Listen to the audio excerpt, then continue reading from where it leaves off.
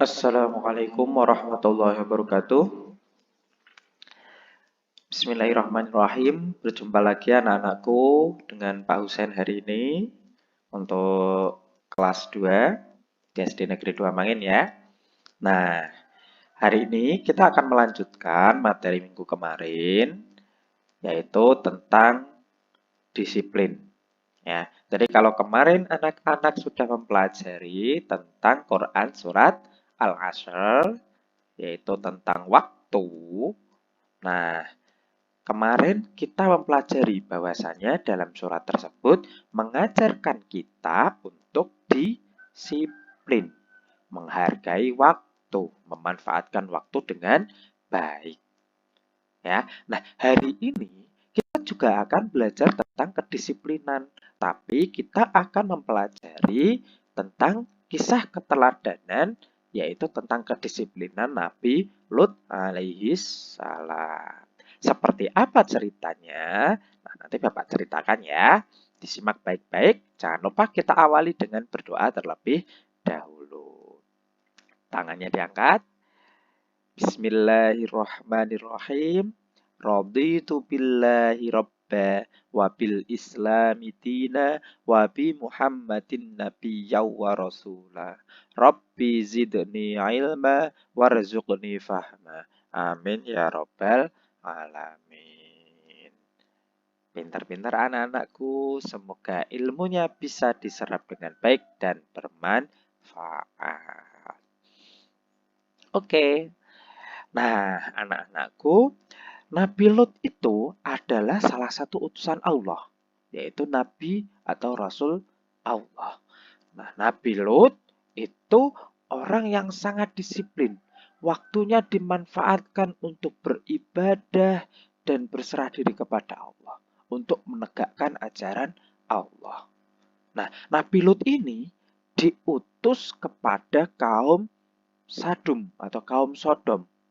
Nah, pada saat itu kaum Sodom atau kaum Sadum itu berada di perbatasan Israel dan Yordania. Nah, Nabi Lut itu diutus Allah pada masa itu kepada kaum Sadum. Nah, kaum Sadum ini adalah kaum yang ingkar kepada Allah. Kenapa? Karena mereka itu selalu berbuat keburukan. Padahal sebenarnya kaum Sadum ini adalah kaum yang bersatu, yang bergotong royong. Jadi mereka itu saling membantu, bergotong royong, namun mereka itu suka berbuat hal yang buruk. Semua kaum Sadum itu mereka melakukan hal yang buruk.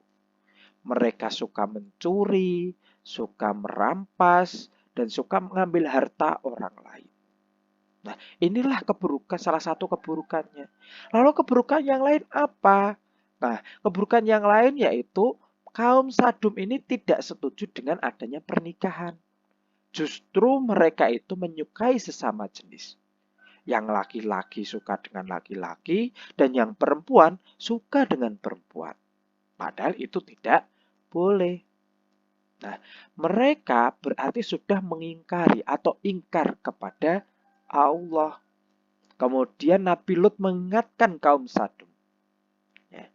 Kaum Sadum ini diingatkan bahwa perbuatan mereka itu adalah perbuatan yang salah dan akan menjerumuskan mereka ke neraka.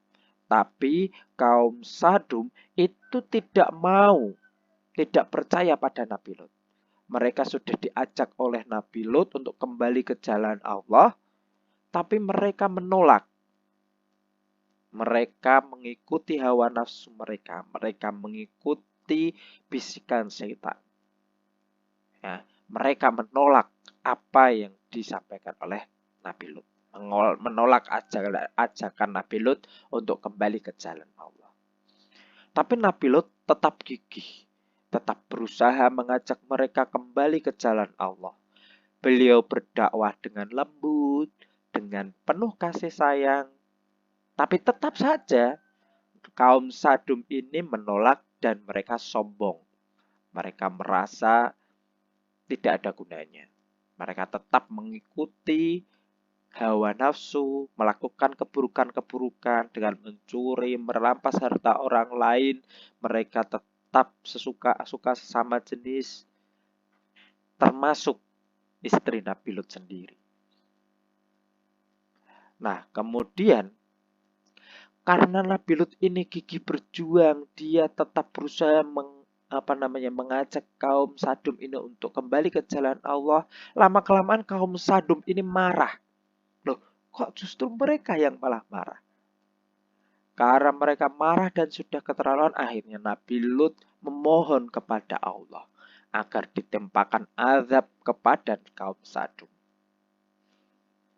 Kemudian doa Nabi Lut dikabulkan.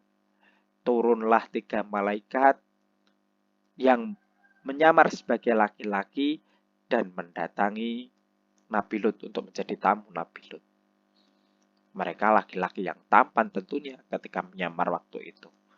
Kemudian Nabi Lut menyampaikan pada keluarganya, jangan memberitahu kaum Sadum bahwa ada 3 tamu laki-laki. Tapi istri Nabi Lut ngeyel. Dia kemudian memberitahukan hal tersebut kepada masyarakat kaum Sadum.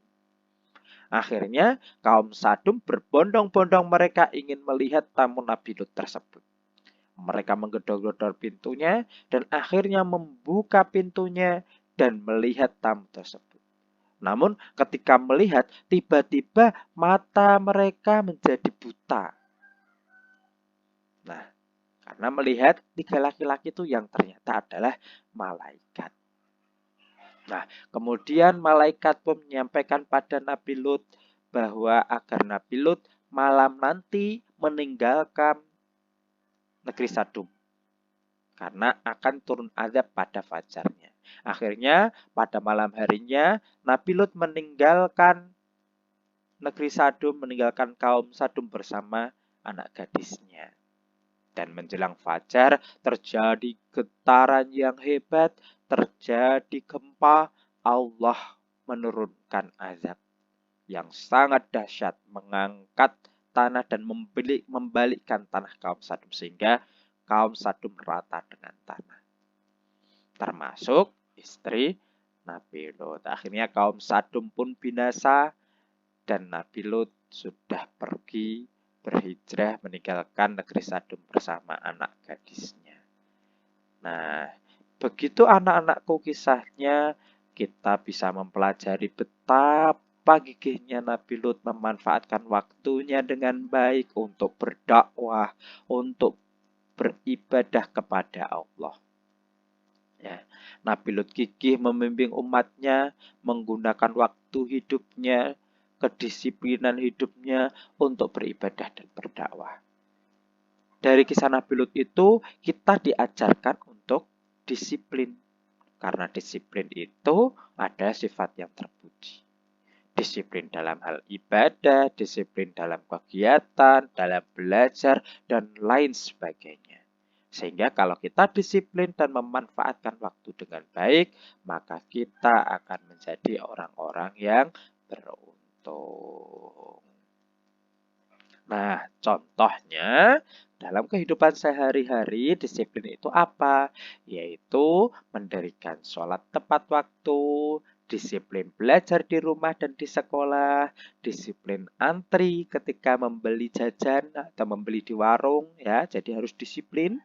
Kemudian disiplin antri di bank atau ketika membeli karcis, membuang sampah pada tempatnya, dan mengerjakan tugas tepat waktu.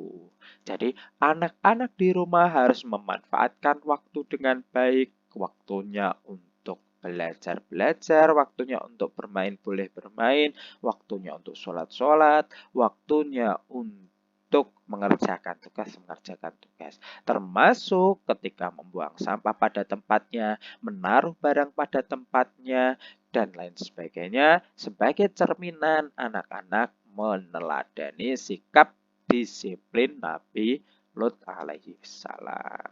Semoga kita semuanya bisa meneladani sikap Nabi Lut dan kita bisa mengamalkan disiplin sebagai wujud sifat terpuji dalam kehidupan sehari-hari. hari. Anak-anakku pasti menjadi anak-anak yang disiplin, anak-anak yang hebat, dan akan menjadi anak-anak yang pintar. Itu saja materi hari ini. Untuk tugas hari ini, anak-anak cukup menceritakan kembali tentang kisah Nabi Lut yang Bapak ceritakan tadi. Diceritakan ulang, Nabi Lut itu siapa, kemudian ceritanya seperti apa, dan juga apa kita bisa meneladani dari Nabi Lut itu apa kedisiplinannya. Diceritakan, boleh sambil membaca, seperti biasanya nanti videonya direkam, kemudian dikirimkan ke Pak Husen. Ya, boleh sambil membaca, enggak apa-apa ya. Itu anak-anakku, selamat mengerjakan tugas. Jangan lupa harus disiplin. Jadi tugasnya segera dikerjakan, nanti segera dikirimkan ke Pak Husen. Materi hari ini selesai, kita berdoa. Semoga yang kita pelajari hari ini bisa bermanfaat, bisa diserap dengan baik, dan diberi kefahaman. Tangannya diangkat. Bismillahirrahmanirrahim. Allahumma arinal haqqa haqqa warzuqna ittiba'ah wa arinal batila batila warzuqna ijtinabah. Amin ya robbal alamin. Alhamdulillahirabbil alamin. Terima kasih. Akhirul kalam. Assalamualaikum warahmatullahi wabarakatuh.